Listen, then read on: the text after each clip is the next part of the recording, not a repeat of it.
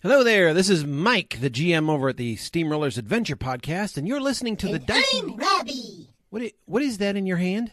I captured me a bullywog. That is not a bullywog, Robbie. That's one of those tiny, extremely poisonous tree frog things. Get it out of my face. Oh, but look how pretty he is. No. Ow! And now back to the Dicey D20. Off of me!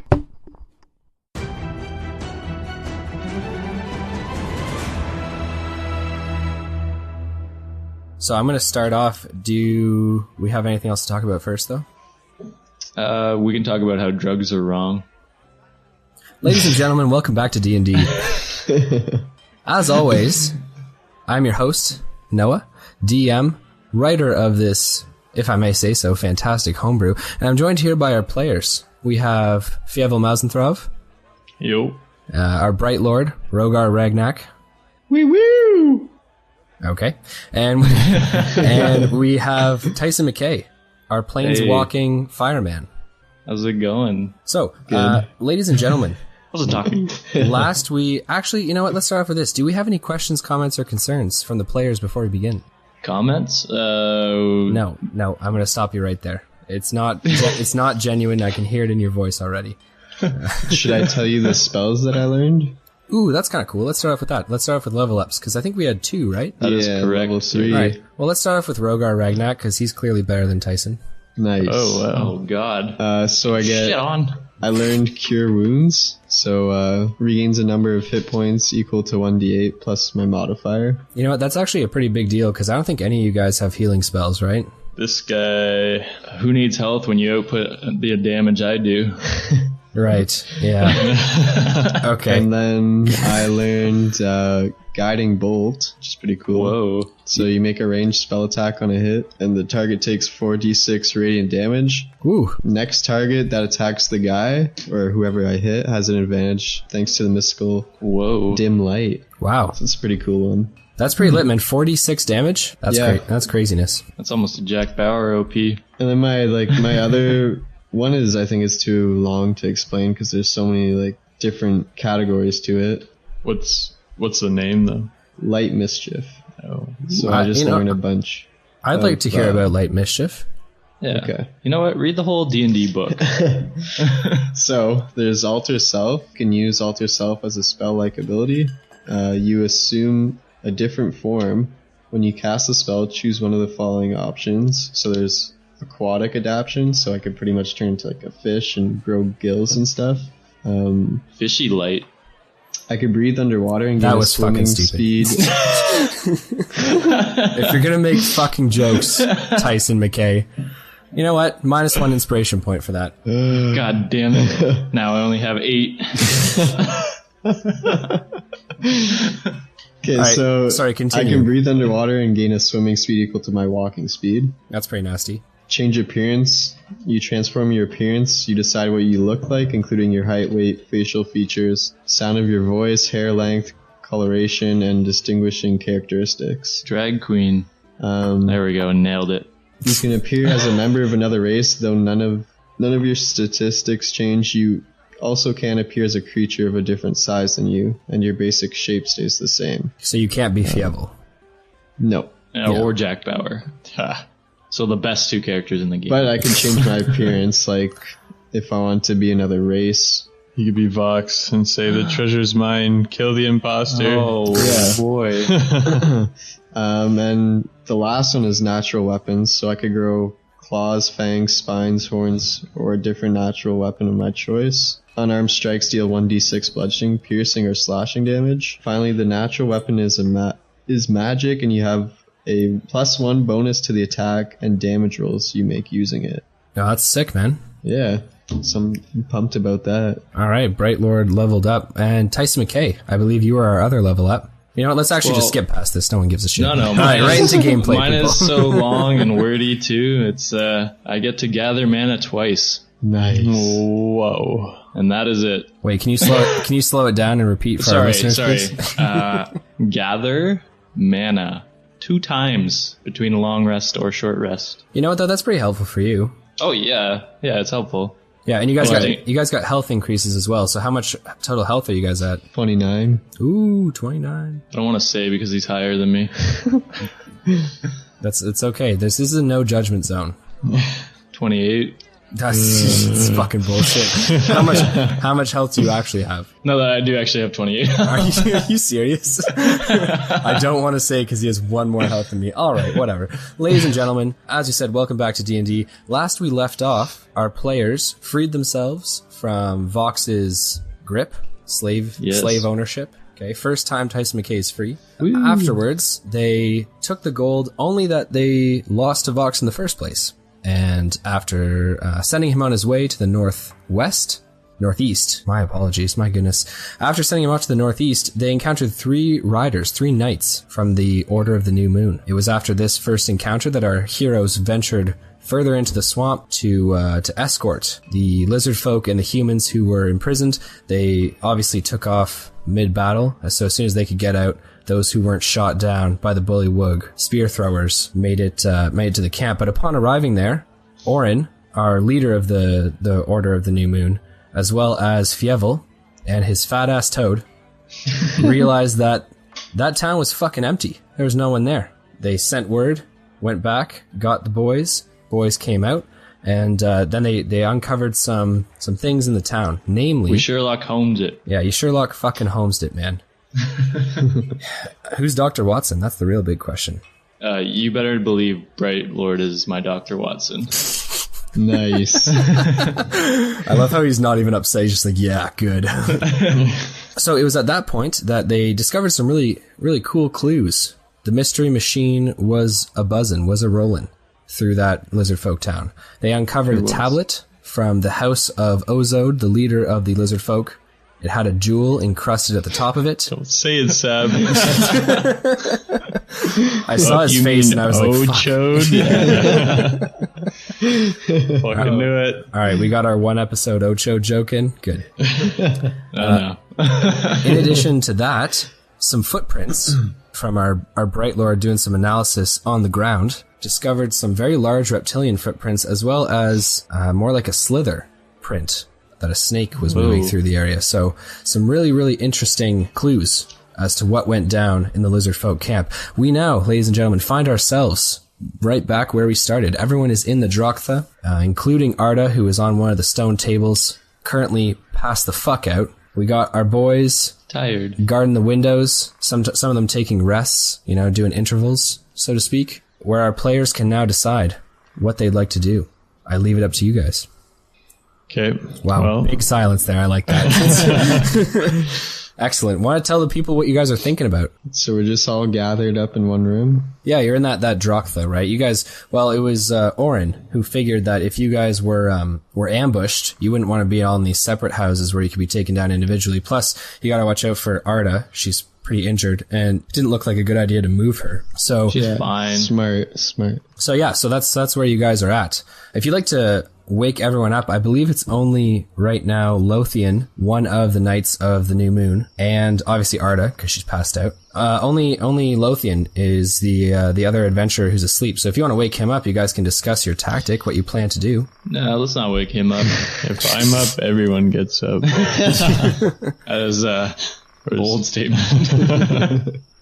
Arta! I need you. Okay, well, I kind of want to talk to any one of the guards really and just come up with a game plan, because now we're stuck in the Drochtha and I really want to, get a move on. Though Arta's injured, we kind of have to make a plan and get going because the world needs us. Okay. And we need the world. Yeah, if you Jesus. Great. This got real philosophical. You guys can initiate conversation with any of the other players or NPCs. I walk over to who's the guard closest to me?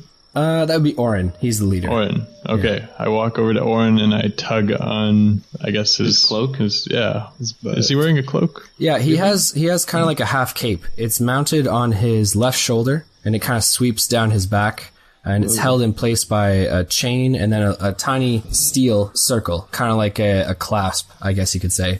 As you tug on his cape, he looks to you and says, "You all right, mouse folk?" See, yes, I am. Just wondering about, I guess, a plan of action. Yeah, I've been thinking the same myself. What are you thinking as far as what we should do? Arta is kind of in a tough position, and though I don't want to leave her, maybe the best thing to do is to just let her recover on her own, because bringing her around might just cause us more trouble and slow us down. Yeah, so as you guys begin to talk shop, the others wake. So Lothian wakes up and comes and takes a seat beside Orin. Luth is watching from the corner. He was currently sharpening a sword. He's been doing a lot of sharpening lately. He seems definitely like the most nervous of the knights. But he stops sharpening his sword to listen in. In addition, I'm assuming Rogar, Ragnak, and Tyson McKay both begin to listen intently. This kind of... I'm always listening. Okay, always listening. Perfect. Always. Orin says, all right, listen here. I'm the first one to want to dive head first into the fucking snake pit. But we need intel, Literally. boys. We don't know what we're up against here. Where would we get intel, sir? So, Luth, kind of the eager young one, looks to Orin and says, well, we could go back to Ryberry. And I didn't ask you, Luth. Come on, man. Let the boy speak. Fireman, Jesus. He literally gets no game time, man. Luth is the least appreciated. Anyways, he looks to Orin and then kind of, you can see him kind of lose confidence after you say, Luth, no one asks you to speak. And he says, well, Ryberry has archives, right? I mean, they could have information. And Orin looks back to him and says, Ryberry is a 5 days ride away, and we can't wait that long. Idiot. Well, hold on. You know what? He's the only one that's brought up an idea, so we can't just shame the guy. Yeah, let's just appreciate the idea. Yeah. You know what, Luth? Good job. Good idea. You know, I hate how much you hate Luth. He's a good guy, Tyson McKay. You're a piece of shit. Anyways, moving on. Lothian speaks up. He says, we should go now. There's no time to prepare. By the time we head to Ryberry, there won't be any prisoners left to save. So I say we find this temple and storm it. Yeah, I've got an idea. Okay. Is it a serious idea? It's kind of a serious idea. All right. Fucking go for it then, I guess. All right. So we did find some tracks leading outside the village. We could check those out, see which way they lead. So Orin looks to you and he says, not a bad plan.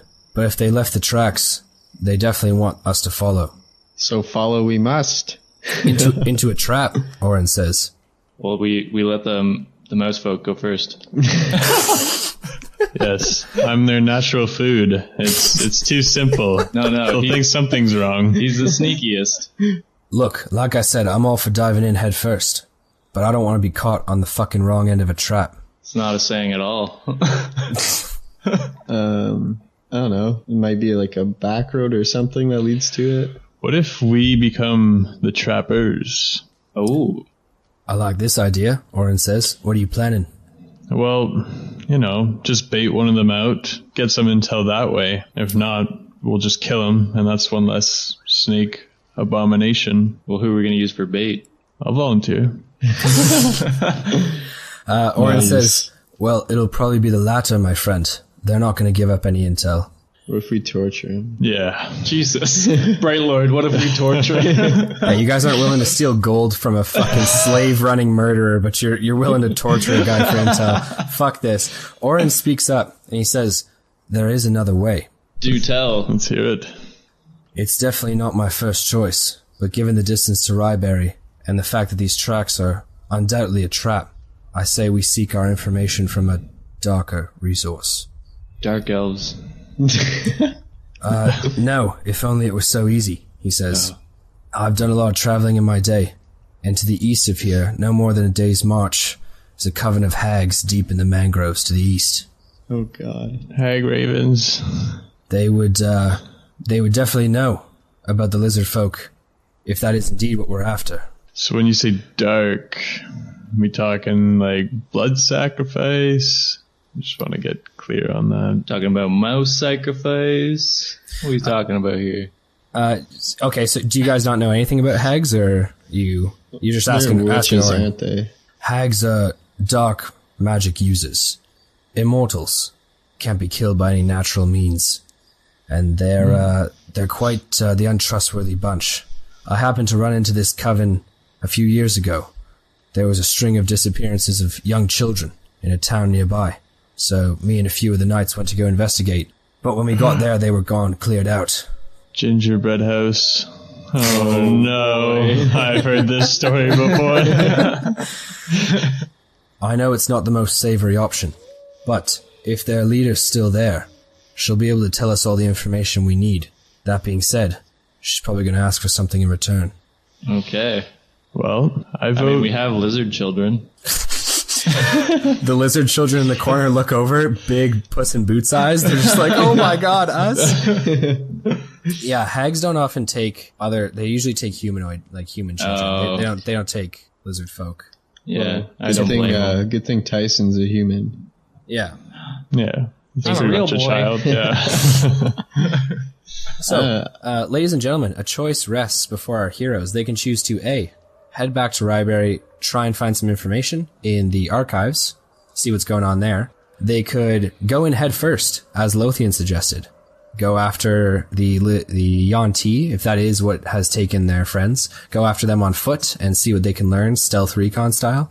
Or, as Oren suggests, they can go to a hag, a coven of hags, who happens to undoubtedly, due to the fact that they live for fucking ever, have some information about what's going on. So, a trident in the road, some would say. Ooh, I like that. I look over to Fireman and I say, I could just say, hey, Fireman.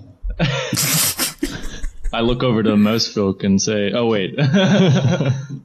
Yes, Mouse Man. Say, what's your choice? We got some You options. should have said, what's cooking? That would have been way better. Oh, I think we should go head first. That's my vote. We try and go stealthy, follow the traps, or follow the tracks and lead them out. Yeah. That's my vote. what about you, Bright Lord?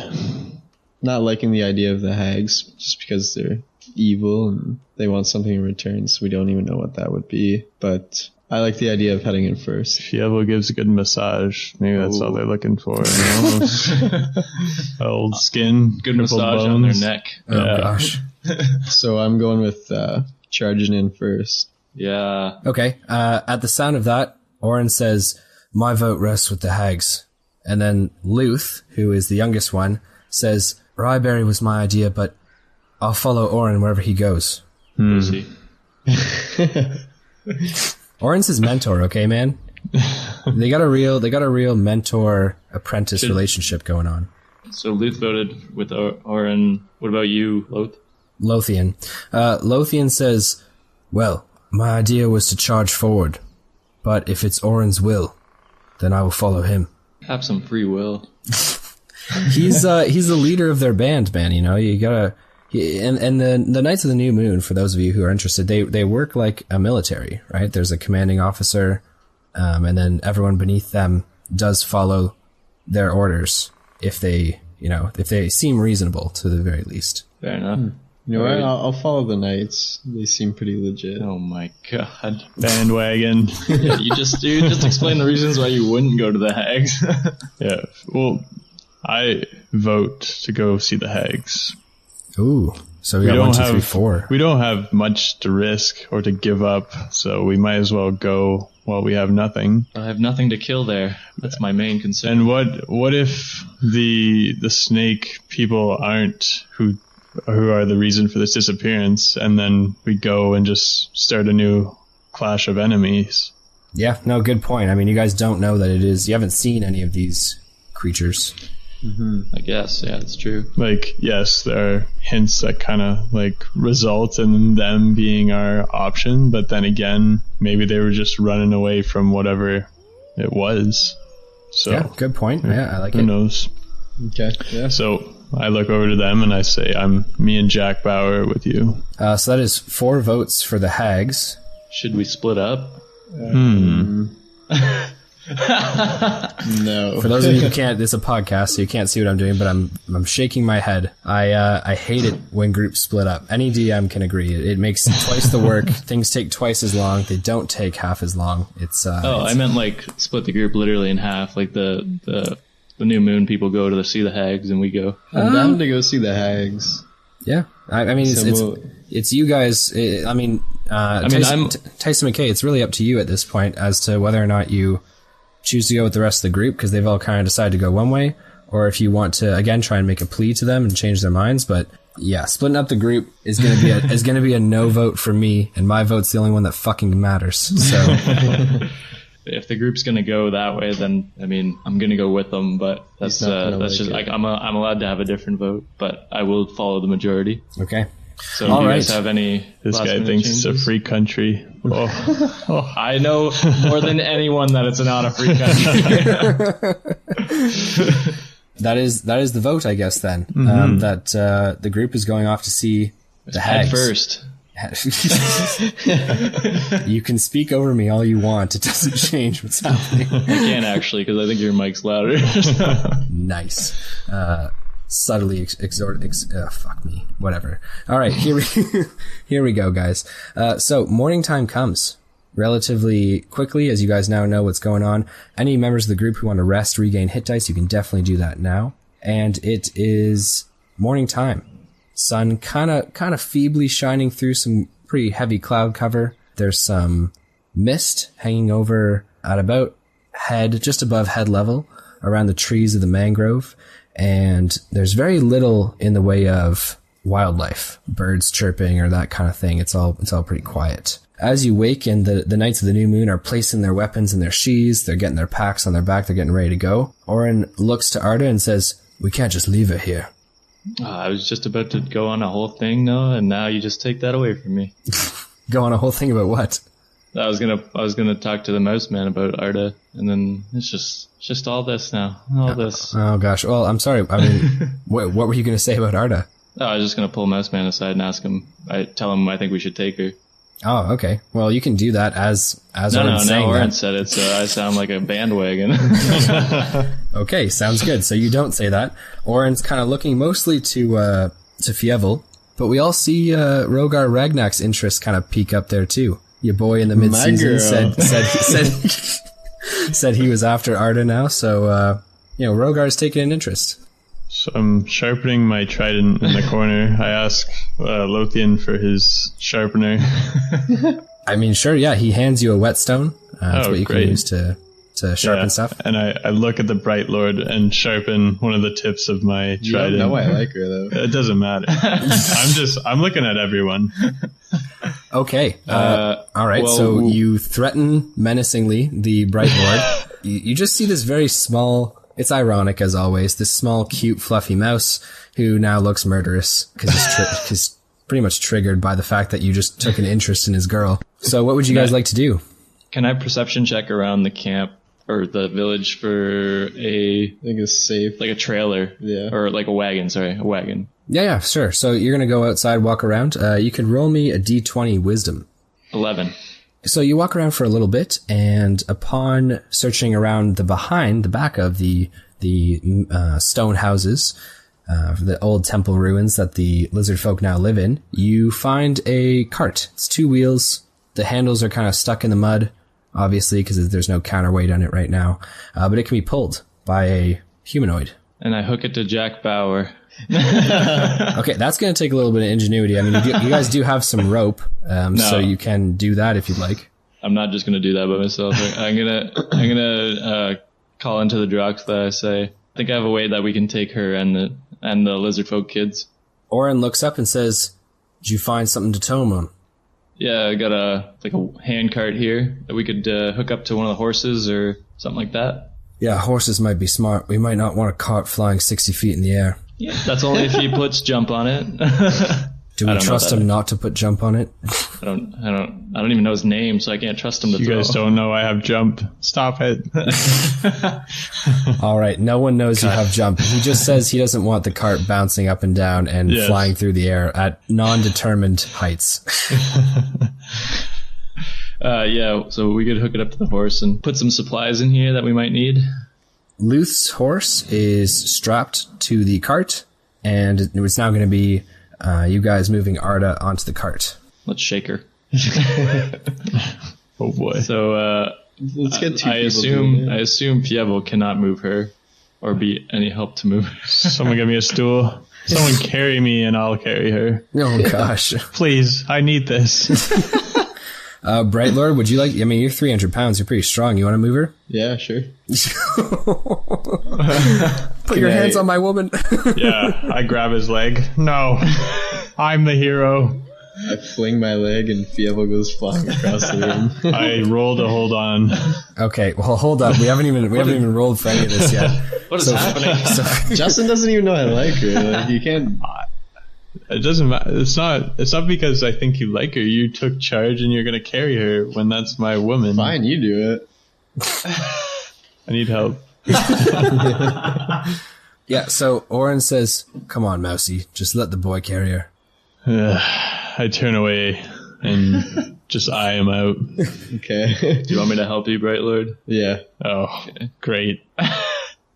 2 men on your woman now. Yeah, why don't we all hop in? Yeah, all 5 of us. Hey. Why don't you carry one of the kids? So Luth and Oren both help. They walk forward, and each of them kind of grab.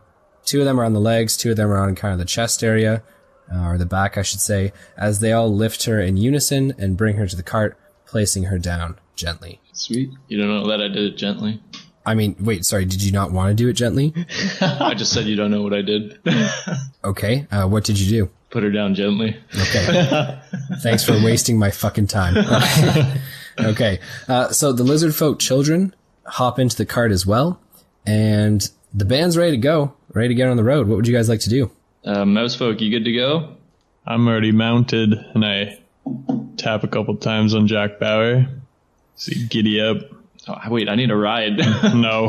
I'll, you know what? Yeah, I'll walk. Yeah, I'll they walk gotta go beside fairly slowly because, you know, they got the cart, right, which is in a swamp, pretty hard to keep it steady and not All right. bounce it around. I'll get in the cart and make sure no one falls out. Okay, cart's pretty much at maximum capacity in terms of weight now, so I suggest the 300-pound Bright Lord does not get in the cart. Oh, okay. I thought you were saying I couldn't get in because it was max. I see. I'll walk behind the cart. Okay, sounds good. No, I mean, you can get in the cart, Tyson My McKay. brain. I mean, you're pretty emaciated from not being fed for the past month, so True. no gains. Every time you flex, your bones are at risk of breaking. I pull out some rations and flex on Tyson McKay while he's in the back cart. +1 inspiration point, I like it. I still don't have clothes. I point at my clothes and flaunt them. They're a little bit big for me, but that's okay. I point at Arta and flaunt at her. She's unconscious, you sicko. Oh my god. Is she still unconscious? Or no? She's still unconscious. Okay, well. You're fucking sick. I wake her up with a kiss. True love's first Roll kiss. me a d20. Yeah. We're Shrek. I mean, do you want to wake her up with a kiss? No. Jesus. Yeah, I was about to Civil say, War. do you want a trident in the back? And a toad on your front. Okay, so it is about a day and a half's walk because you guys are heading a little bit slower than usual. You obviously have the cart with Arta on it. And as you reach the morning of your second day of travel, okay, we're going to kind of fast forward here. You guys kind of walked through the night, not really safe to set up camp anywhere in the forest for too long, especially not lighting fires as well. Oren tends to be on the safe side as far as these kind of things go. Plus, you guys are on that time crunch, right? So it's more of a fast journey. Plus, we can sleep on the cart. Yeah, yeah, exactly. And the riders who have, you know, ridden for a long time, they can also sleep on their horses so long as, you know, the horses are calm and they're walking alongside their horse buddies. It's pretty much only our Bright Lord, Rogar Ragnak, who's been trudging for a long time. Just tie a rope to Everyone's Jack rich. Bauer and have him drag you. So you guys can either choose to take a quick rest in the morning and regain some exhaustion, or you'll be suffering exhaustion. Rogar will, as well as Fievel. I was gonna say, I don't know if you know this, but I've been sleeping this entire time. No. You're at no risk of exhaustion, Tyson McKay. You legitimately do nothing. So I'm okay. Yeah. I say we take a break. I don't want to suffer from exhaustion. Jack Bauer can carry me. I say we continue on. You're suffering from exhaustion as well, my friend. Yeah, but he's saying Jack Bauer could carry the battle, but Oh, I see what you're saying. Okay, so we have one vote for a rest. I will take a short rest. So Jack the group Bauer needs a rests break. for about 3 hours, you guys can sleep, grab a ration, chill out. Is there anything that you guys would like to do on your rest? Aside from those things. I would like food. Do you have any food of your own? No. Okay. Oh boy. So who are you asking for food? Well, I don't trust, obviously, Fievel. Sorry, I don't think you know his name yet, man. Yeah. The Ness literally hasn't introduced himself to anyone. Yeah, not even to the Knights of the New Moon, did you? Yeah. No. I am slow to trust people. I don't think that is true at all. It's in my character. Doesn't Arta know your name? Yeah, but that's different. That's love. Yeah, I'm going to ask Oren if he has any rations that I could borrow. So Oren looks to you and then looks to see how thin you are and says, yeah, here you go. And he takes a loose packed, it's a mixture of, there's half of it's bread and the other half is cheese. And he just kind of throws the small pack at you. Oh my god. My nose goes off because I smell cheese. Okay, what would you like to do? I just sniff it from afar. I'm okay. I'm well fed. That's enough for you to sniff it from afar? Yes. Roll me a wisdom saving throw to see if you don't just jump on the cheese. 17. All right, you restrain yourself. Wow. The cheese days are in the past. You're a reformed heroin addict. You're not about it. Okay, so the group rests for about 3 hours before Oren bangs his sword on his shield and says, "Let's go, boys." Oh my. Oh boy. So y'all kind of jolt from your rest. Rogar, do you want the cart this time? No. I'm fine with walking. Wow. Who is this guy? He's a Terminator. I'm going to give you a light point for that. Wow. Yes. I'm at 10 now. I'll walk. I need points. Wait, you're at 10 light points? Yeah, because I got 7 for leveling up, right? Ooh, wow, that's cool. So yeah, I'm at 10. Awesome. I take it back. You don't get a light point. Yeah. I didn't realize you were doing so Never well. mind. Okay, so it's no more than about 2 hours before the swamp begins to visibly change before your eyes. There are birds, rodents, snakes, spiders, and even small toads. Nothing the size of Jack Bauer, obviously. Let me put my magic on them. That seem to be in great numbers. You know, lots of small, dark birds in the trees of the swamp, snakes hanging from vines. You literally watch some snakes eat some of the birds, like strike them from the branches and eat them.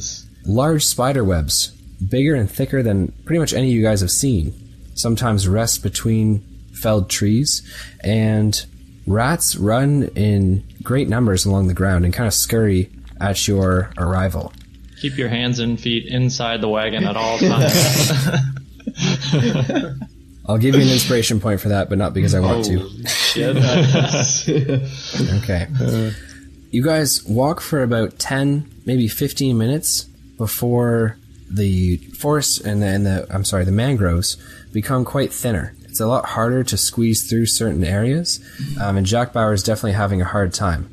But it is not but a few minutes later, in this very thin kind of pathway between these dead swamp trees, that a bird lands beside Oren on one of the branches. He is in the front of the group, and this bird lands on this branch beside him. It's quite larger, not as big as a raven, maybe a little bit smaller than that, but he kind of looks at it and then looks away and then looks back, and he kind of like jumps a little bit. The bird has no eyes.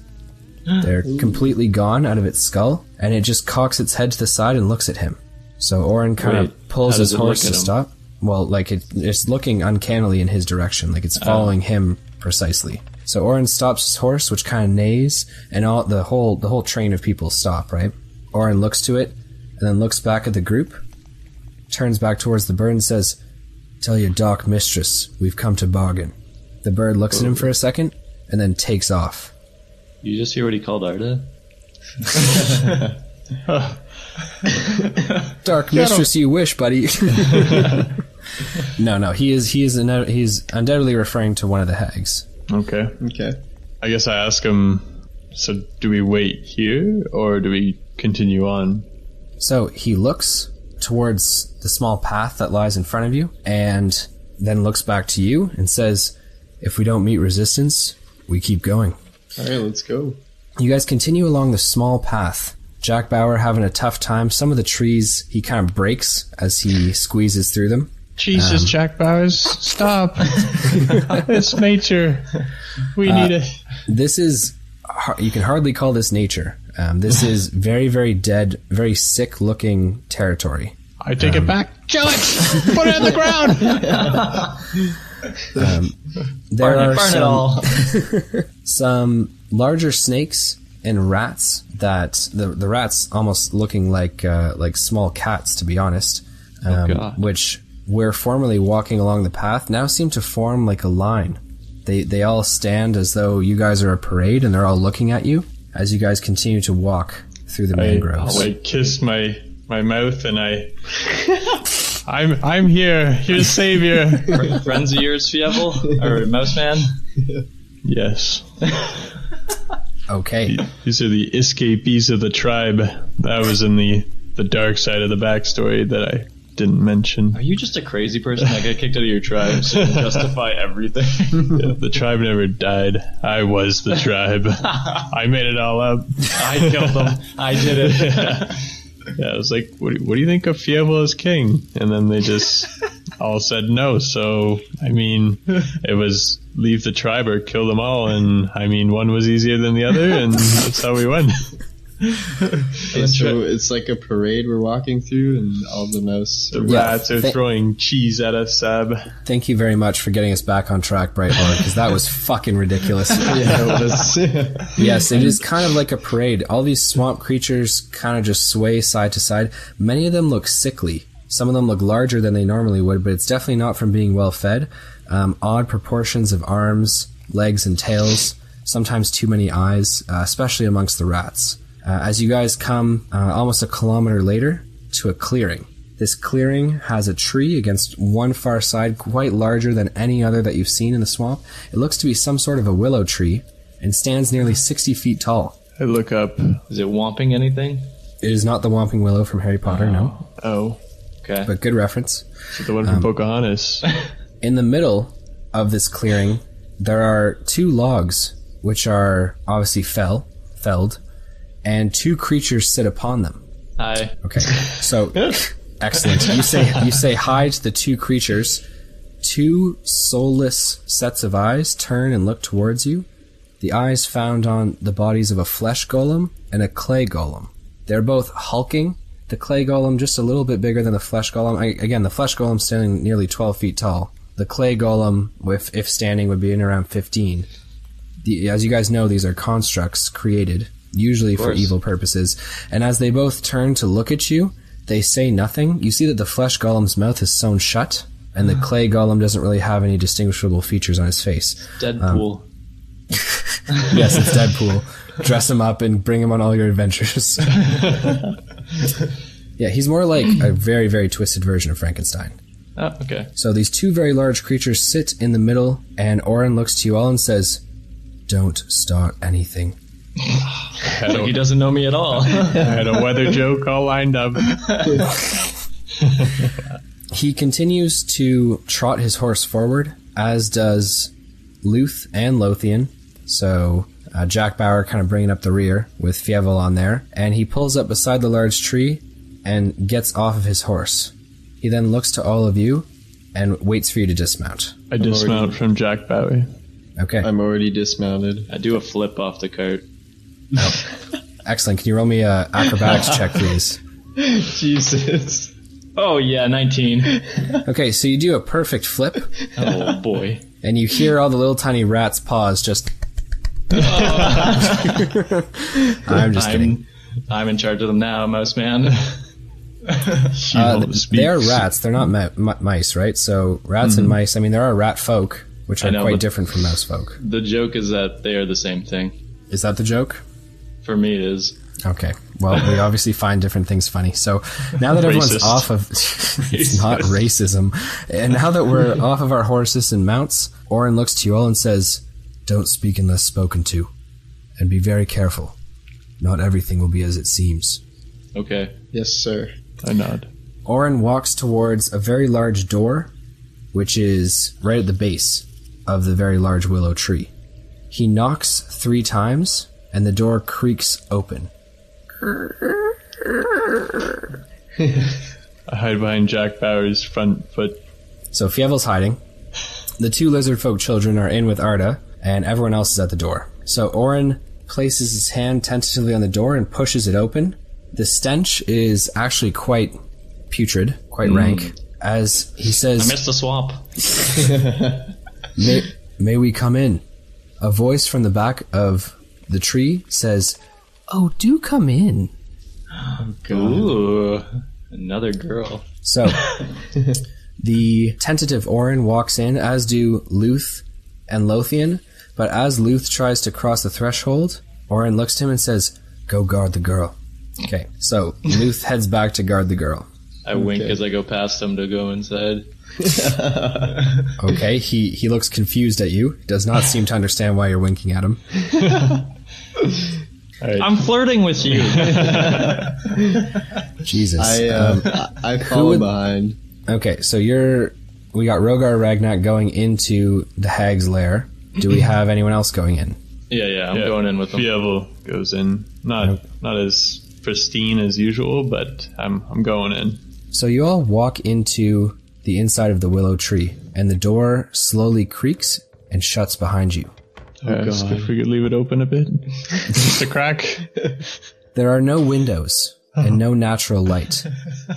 There is some sort of a haze or smoke which kind of filters along the top of the roof.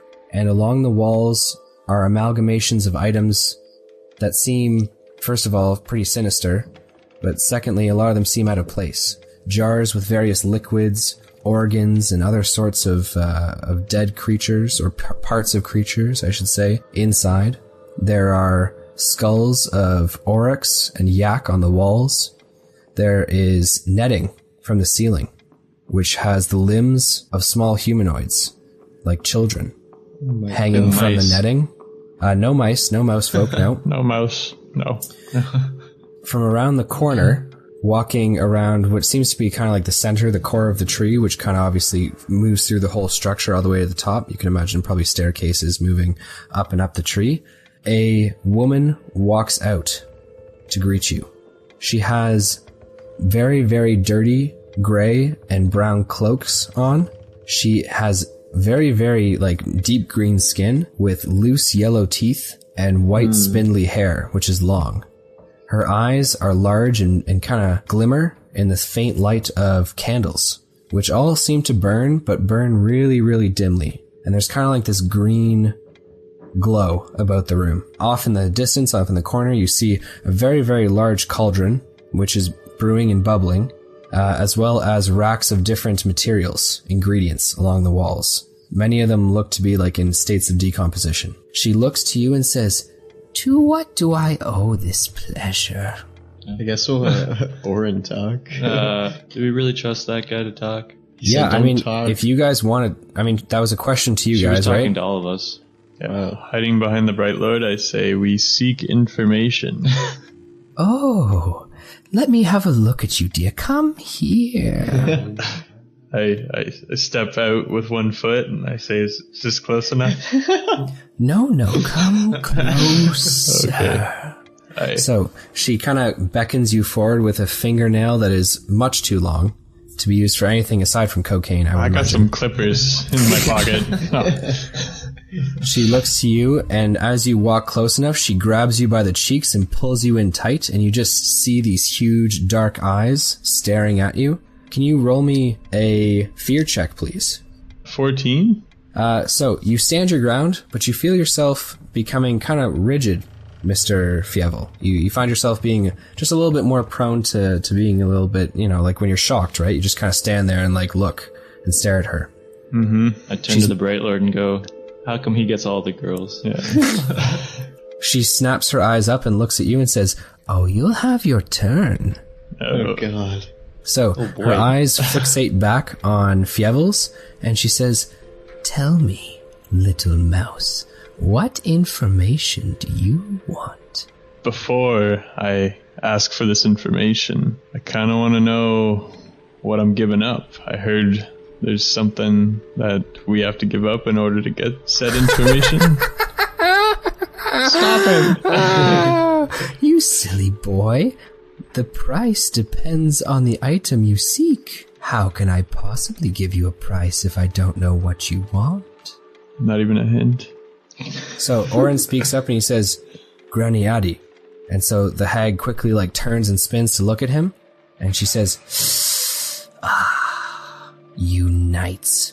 Always crawling around, always ruining my plans. He says, I haven't come here for you. I've come here for information. And I was just in the middle of speaking to the little mouse about that. So tell me, Mousy, what is it that you want? Is it to save your dear girl? She's not doing well, you know. I know. How do you know this? Dark magic? I see all in the swamp. Run, Shrek. It doesn't look too good for her now, she says, almost genuine in her face, but you can tell there's more to it. If only there was someone to be able to save her. Bright Lords save people. You're right. Well, this is not why we came. We seek information on the missing people. Missing people? I don't take people, dearie, just children. Num, num, num. I'm gonna back away a little bit. Okay, you attempt to back away, but without rolling, she still has you by the cheek, so she's not letting you go. She just digs in deeper to your chin, your cheeks. So she's not letting you back up. Help! You got this. Orin looks to her as he sees you kind of, squirming to get away, and he says, Granny Addy, where are the other hags of your coven? Addy looks towards Orin and says, a difference of opinion. It's no worries, though. We're all still on very good terms. But it has me thinking and wondering. You see, I so wish for a coven again. I so wish for daughters. And Orin says, that's out of the question. If I hear of any such things, I'll stop you in your tracks. Who are you to stop me? She yells. And she approaches Orin, she's within, kissing distance. She's, Do it. Mouths are very close together. And you can see him kind of retreat back, realizing he's kind of overstepped. And she says, you have no power here, knight. Where's Gandalf? Gandalf? There is no Gandalf for you guys. You guys are in a hag's lair. Boy, I am the Gandalf. Hobbits, get behind me. Light this place up, fireman. Yeah, I can light this my shield. What? Like that cantrip I have, I can light stuff up. Yeah. I don't think that's a good idea. Let's turn this place into a disco hall. Let's get her loosened up. Yeah. God. So the Bright Lord, standing behind Fievel, obviously beside Tyson McKay, looks to a shelf to his left and sees the leathery, preserved head of a dwarf with a long beard. It's kind of like a shrunken head, which is now on the shelf, looking directly at you. Just saying, something interesting that you see on the wall. I don't know if I should look at it. No, I'm gonna look away from it. It's creeping me out. Okay. And there is kind of a fright or a jump when something lands on Tyson McKay's shoulder. Oh, so, Tyson McKay, roll me a d20, please. Okay, 7.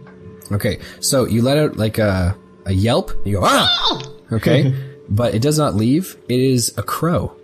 Oh. It looks like it can only kind of hop around, not really jump, because its wings seem to be clipped very short. Like it has almost no feathers. Hey, buddy. And it roars like a lion.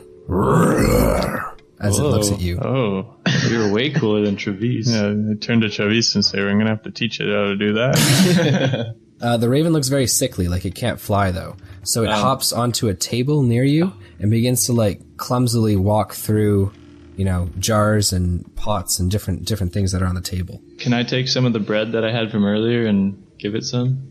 You can attempt to, yeah. Yeah, I'm going to attempt to. So you take out some bread and feed it to the very sickly looking crow. Can you roll me a d20, please? 7. Okay. It nips your hand in the process, and you see that your blood kind of dripping down your hand. The hag sniffs in the air and then quickly turns towards you and says, and the sorcerer. No. Fireman. Planeswalker. What I could do with your heart. Well, you have to buy me dinner first. Oh, I'll fatten you right up, my dear. Oh, boy. So, if you're not done wasting my time, tell me why it is you're here. Yeah, we're here to find the Lizardfolks. I don't know why this is taking so long. All right, so you want to know where the lizard folk went, and where your human friends went.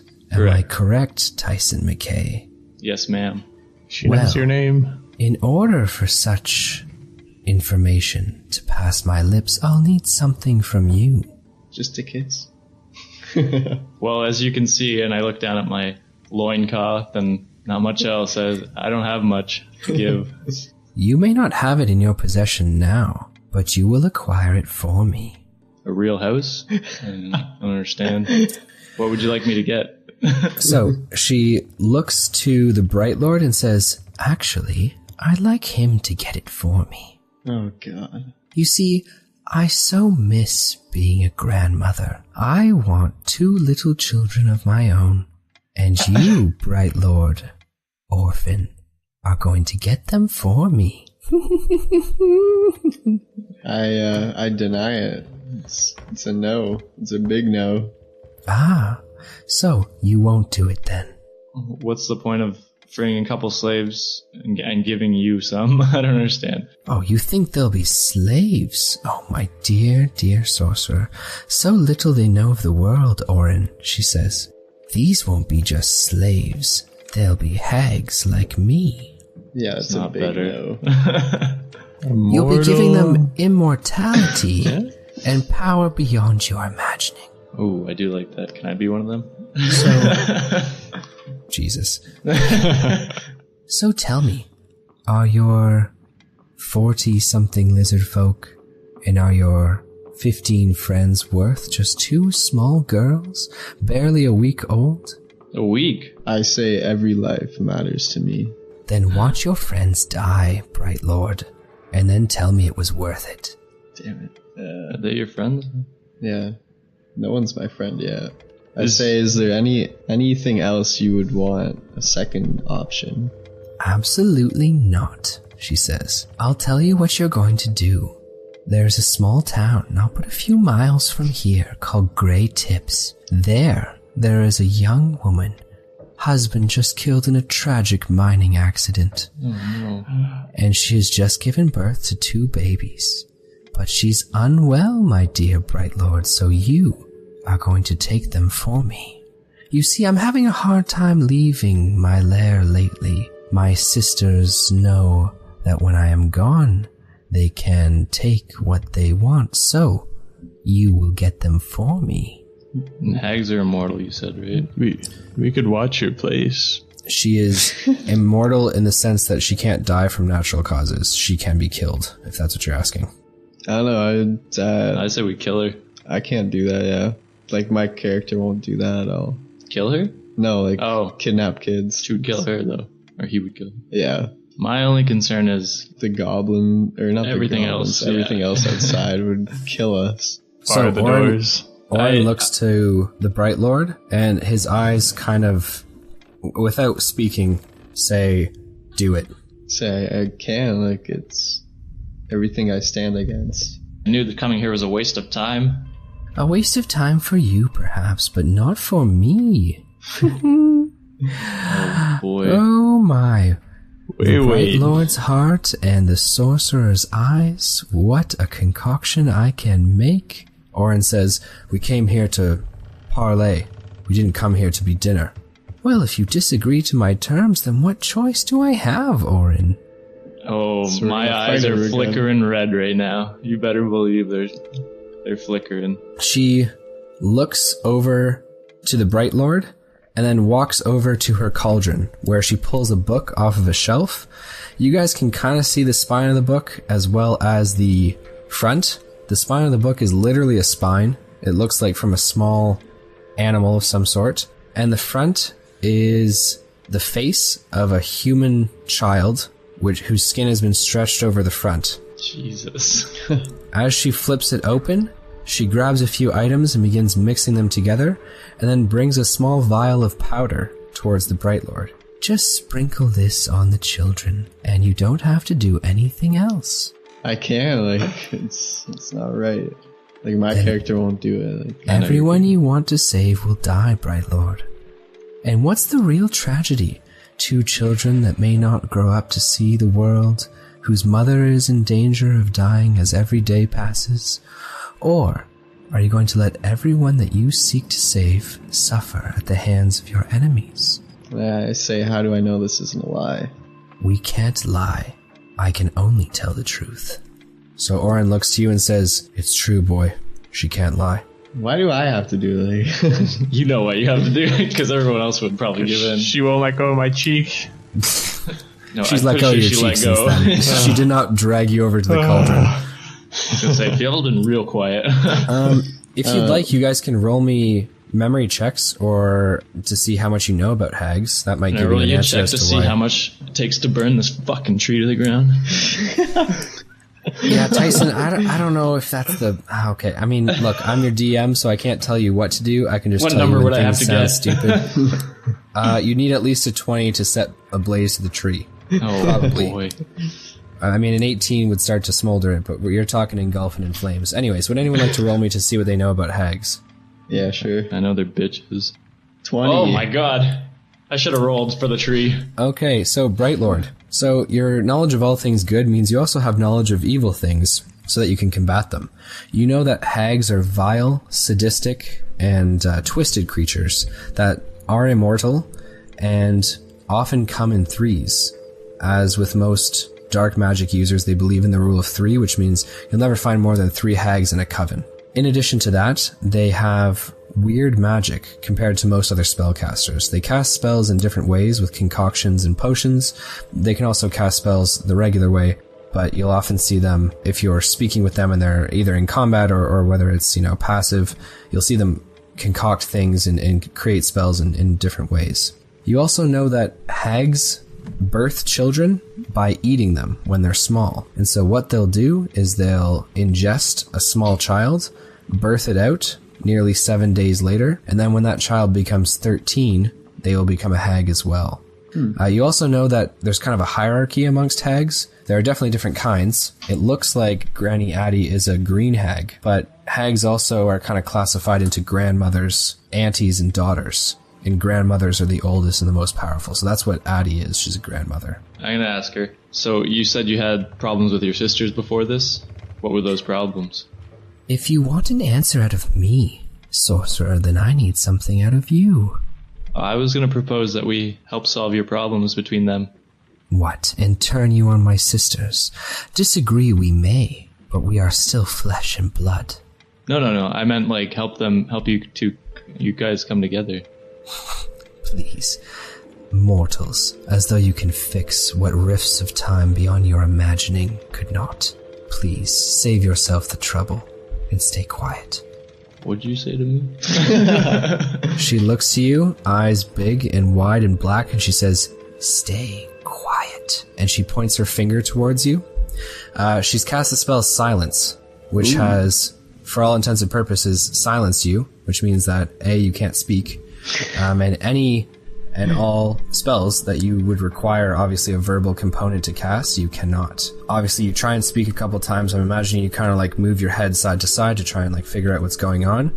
And Oren looks to you and shakes his head vigorously. Don't try. What would you like to do? I feel like a slave again. Well, it's either let all those people die or just say you're gonna do it. And the thing is, if we don't do it, then she's gonna attack us. She's gonna eat us. Yeah. She's gonna harvest all our freaking... Yo, there's 6 against 1.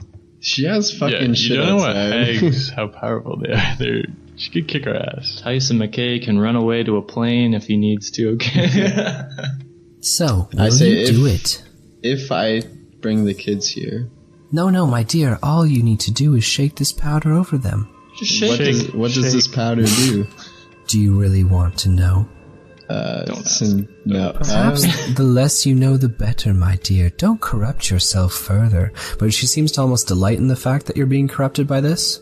Oh yeah, also, I mean, you did roll a 20 on this, and this is kind of the part that I left about hags. Especially green hags, they love turning people's ideals around. They love corrupting them and making them do things they wouldn't normally do. Sometimes they'll trick them into doing it, or sometimes they'll make them just purely submit to doing something evil when they're good, or doing something good when they're evil. Or silencing me. How about we say we do it, and then we just don't go back? Yeah. Yeah. Because we're within her scope. She sees... Yeah, but we walk away. I don't have to come back. Yeah, she can't just come after us. Then we get eaten by rats. Well, no, we can leave. We leave, and she doesn't know. And then we just never come back. Yeah, I mean, as far as that plan goes, again, you guys do as you wish, but she saw what happened in the Lizardfolk swamp. She knows what's going on throughout all of the mangroves. In addition to that, due to Sebastian's Nat 20 knowledge, we should do a podcast called Nat 20 Knowledge. That'd be a cool name. That could be the DM name. Due to Sebastian's Nat 20 knowledge of hags, he knows that because they're immortal, their rifts, their revenge, their what am I looking for? God damn it. Their I guess revenge is the right word.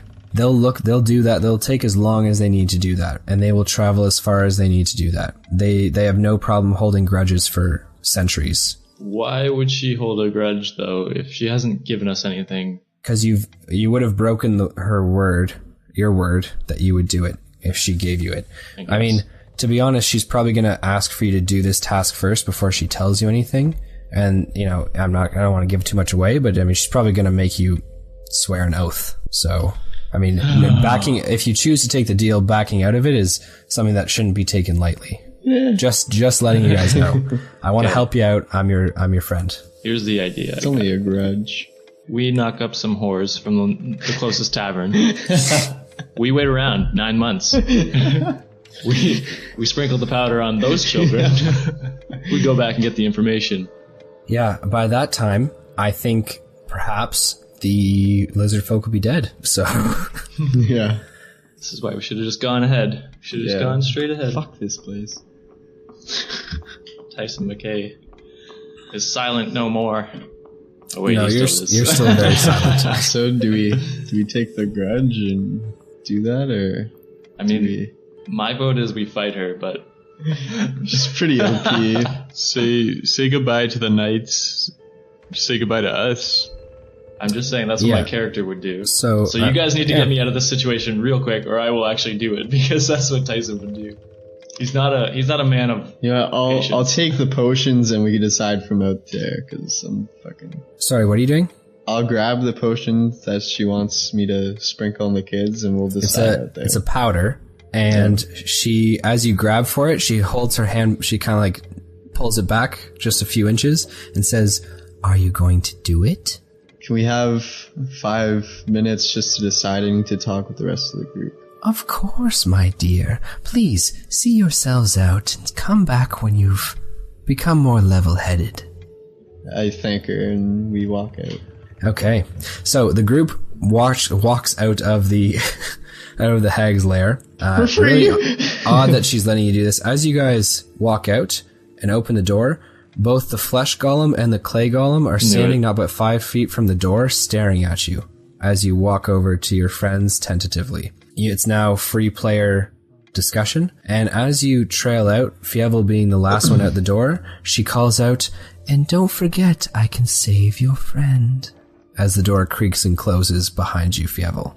I nod my head back and forth and just keep walking. Having just tentatively walked past the golems, you head over to your friends. Arta is semi-conscious. She looks like she's breathing pretty heavily, Fievel. Looks like she's pretty sick. As you kind of approach, you have to hop up into the cart to kind of get to eye level with her. There's no way for you to kind of, do that from beside the cart. Somebody lift me. I give him a boost. Oh. Okay, so you give Fievel a boost, and Hands he's now like mini-me. You are lifted up into the cart, and you can now speak with Arta. Everyone else, you can begin discussions about what you'd like to do. It's now up to you guys. I say we burn this place to the ground. Oren says, "Cool your tongue and watch your volume of your voice." I watch him. Are you kidding me, Oren? You lead us into this bullshit? Listen, I don't like it any more than you do, but this hag... You're willing to give up kids. Kids! 2 children? For the What sake kind of of your knight are you? for the sake of your entire people and the lizard folk, In addition to the fact that once these Yuan-Ti, if that's what they are, become stronger, they will be even more of a threat to face. And if it's not Yuan-Ti, we have no idea what we're up against. So what's your plan? My plan's the same as always. Run and gun? Blazing. Run and gun. He says, Guns a-blazing. I like that one. That's as a good one. he looks to the golems, he says, and your plan for them? Oh, no, I meant run and gun towards the Yuan-Ti. If we leave here now, she'll take it as disrespectful. Good. And That's what's how I the mean worst it. that could happen? What's the worst that could happen? She could outright attack us. Even worse than that, she could let us go, and in the middle of our sleep one night, we just find ourselves killed. They hold grudges forever, my friends. I hate you so much right now. Don't hate me, hate the game. No, but Oren's sincere, man. I mean, he understands that you're giving up a lot, but he also knows that there was no other way for you guys to, in a timely fashion, get the information that you needed. I asked him if he was in my boots, what would he do? So he looks to you and he says, if this is truly something you can't do, Bright Lord, then you have to ask yourself, if corruption of all that is good is what this hag feeds off of, then you have to offer her something equally as savory. But she said she wouldn't do it, take anything else. She might say take something evil, or equally as evil. Backhand Fievel right in front of her. That's not as equal. I can take it. I doubt that. Yeah, I mean, you have to imagine, right? Like, if you offered someone $500 for or 500 gold pieces for their sword, and then you said, well, whoa, how about 400 gold pieces and this really cool candlestick that's worth 100 gold pieces? It's like, no, but they won't take anything else, but they will take more, right? Like, you can offer her more. You just have to figure out what more is. Offer and what her you're willing to do. Lizardfolk kids. Okay. Oh wait, she only takes human kids. Never mind. Taking kids is kids bad. is pretty fucked up. Yeah. But if you just ate them, That'd be even worse. That'd be way worse. you wouldn't get 2 more eggs. Yeah, but then my rep would be horrible. No one has to know. I mean, if you ask her for something else, she could up the ante and she could give you something worse. Your firstborn child. I don't have a firstborn child. No, you offer her that. But I guess you're not human either, so fuck. You guys are useless. I'll offer my firstborn child. Okay, so where we find ourselves, ladies and gentlemen, is our group deciding what they're going to offer. Granny Addie, a grandmother green hag which resides to the east of the swamp. Our Bright Lord, Rogar Ragnak, is at kind of a crossroads here, at a moral quandary, where Granny Addie offered to give them the information they needed so long as it was Rogar himself, the Bright Lord, who, as we all know, is a good guy, bases himself on all the good that he does, will only help them and give them the information that they need if he sprinkles powder on 2 small week-old children, which she wishes to turn into hags, that much they know. If they back out and leave, that could turn into a fight. Tyson McKay, our fireman, also geared for a fight. Fievel, probably pondering what she means when she says she can save Arta. And that is where we find ourselves at the present moment. But that is all of our time. What I would love for you guys to do, all you listeners out there, tweet us, comment on the links on Facebook or on YouTube, and let us know what you think our players should do. What would you do in their position? What should our good guy Bright Lord do? What should Fievel do about Arta? Should Tyson McKay just walk in there, guns a-blazing, fireballs a-blasting?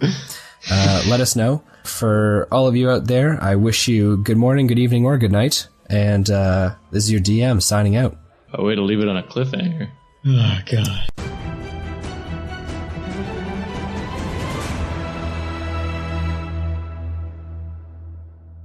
All background music and audio comes from Tabletop Audio. If you're running your own campaign, visit tabletopaudio.com to find music for any situation.